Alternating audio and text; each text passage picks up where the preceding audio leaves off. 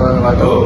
Perkenalkan, kami dari kelompok 3 yang akan mempresentasikan hasil kerja kami yang membahas tentang prinsip kerja sistem telekomunikasi bergerak seluler.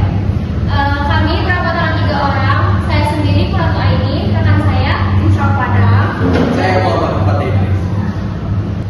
Pada pokok pembahasan kali ini, kami akan membahas apa itu komunikasi bergerak, latar belakang sejarah wireless, karakteristik sistem komunikasi bergerak, wireless communication concept, arsitektur umum sistem komunikasi bergerak, multiple access, dan prinsip kerja sistem telekomunikasi.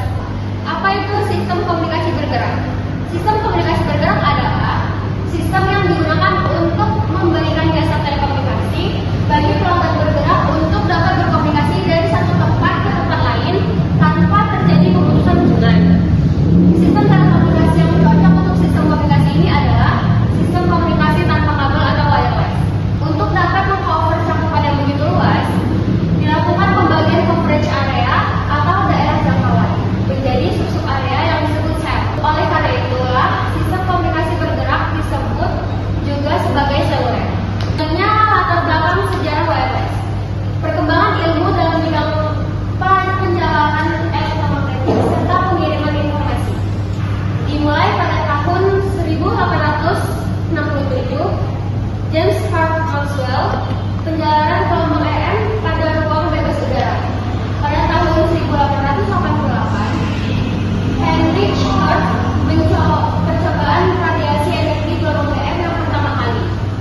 Pada tahun 1892, Edward Bradley detektor radio yang pertama kali.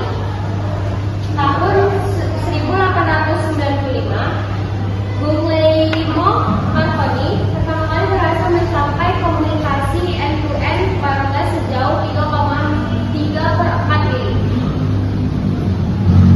Tahun 1901, manusia berhasil mengirimkan pesan transatlantik. Lalu pada tahun 1906, Reginald Fessenden transmisi radio siaran yang pertama kali. Pada tahun 1993, Edwin Howard Armstrong menemukan FM atau frequency modulation. Perkembangan berlanjut dengan sistem yang makin kompleks. Jadi, saya akan membahas tentang karakteristik komunikasi bergerak. Menggunakan radio dan televisi untuk komunikasi satu arah, menggunakan telepon untuk komunikasi dua arah, menggunakan sistem telekomunikasi bergerak untuk mengendalikan komunikasi dari satu lokasi ke lokasi lain, menggunakan teknologi GSM atau Global System for Mobile Communication untuk menyediakan layanan voice dan data, menggunakan teknologi IS-54 TDMA atau Time Division Multiple Access dan IS-95 CDMA DIA digital standar, menggunakan teknologi Wi-Fi hotspot untuk mengcover komunikasi di area blank spot hotspot, menggunakan teknologi handoff atau HO untuk mengalihkan panggilan dari satu sel ke sel lain. Wireless communication concept. Hubungan dari sentral ke pelanggan dilakukan melalui radio dan bukan kabel. Sarana transmisi selain telepon lewat kabel atau PSTN. Kita melanjut materi kami yang berjudulkan multiple access. Multiple access atau akses jamak adalah teknik yang memungkinkan bahwa banyak pengguna untuk berbagi sumber daya komunikasi yang sama. Dalam sistem komunikasi bergerak, sumber daya yang dimaksud biasanya adalah spektrum frekuensi radio.